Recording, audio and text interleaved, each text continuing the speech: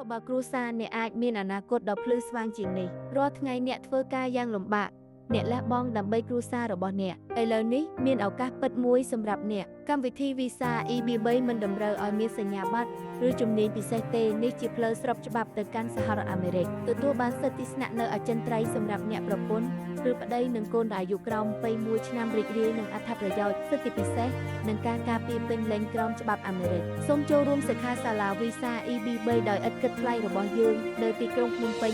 ស្វែងយល់ពីដំណើរការទាំងមូលនិងចាប់ផ្ដើមដំណើររបស់អ្នកទៅអាមេរិកគ្រួសារកម្ពុជារាប់រយបានចាប់ផ្ដើមដំណើររបស់ពួកគេហើយអ្នកក៏អាចដែរសិក្ខាសាលា Visa EB3 ថ្ងៃសៅរ៍ទី4ខែកក្កដាឆ្នាំ2026ម៉ោង 9 ព្រឹកដល់ 11 ព្រឹកនៅទីក្រុងភ្នំពេញកន្លែងមានកំណត់សូមចុះឈ្មោះឥឡូវនេះអនាគតភ្លឺស្វាងរបស់អ្នកកំពុង